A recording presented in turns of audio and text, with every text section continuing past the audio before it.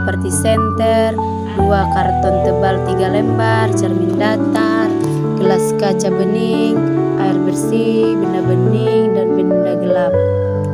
Memiliki sifat-sifat khusus yang dapat dibuktikan melalui percobaan. Pertama, cahaya merambat lurus. Cahaya memiliki sifat-sifat khusus yang dapat dibuktikan melalui percobaan. Pertama, cahaya merambat lurus. Lubangi bagian tengah ketiga karton dengan posisi yang sama persis, lalu saya letakkan ketiga karton tersebut tegak bersejajar dalam satu garis lurus dengan jarak yang sama. Lalu saya nyalakan senter dan arahkan cahayanya tepat pada lubang karton yang paling depan. Setelah itu saya amati apa yang terjadi di belakang karton terakhir. Setelah itu saya geser salah satu karton sedikit ke samping, lalu saya arahkan kembali cahaya dan amati perbedaannya. Berdasarkan hasil percobaan yang saya lakukan bahwa cahaya hanya dapat terlihat menembus jika lubang karton berada dalam satu garis lurus. Ketika posisi karton diubah sehingga lubang tidak sejajar, cahaya terhalang karena tidak dapat berbelok. Dan 2, cahaya dapat dipantulkan. Pertama, saya letakkan cermin datar di atas lantai yang bersih dan rata, lalu saya arahkan cahaya senter ke permukaan cermin dengan kemiringan tertentu. Lalu saya arahkan perjalanan cahaya setelah mengenai permukaan cermin. Lalu saya ubah sudut kemiringan cahaya yang datang, lalu saya amati perubahan arah pantulannya. Kesimpulannya, saat cahaya diarahkan ke cermin, cahaya memantul kembali. Arah pantulan cahaya bergantung pada arah datangnya cahaya.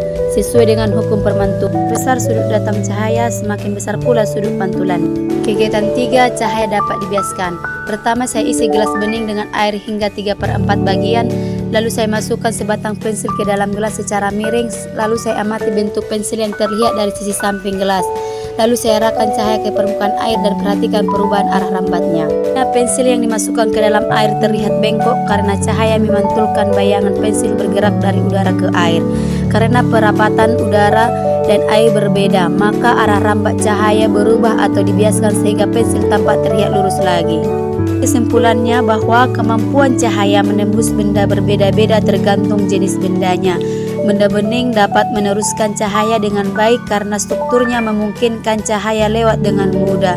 Sedangkan benda gelap menyerap atau memantulkan seluruh cahaya sehingga tidak ada cahaya yang lewat.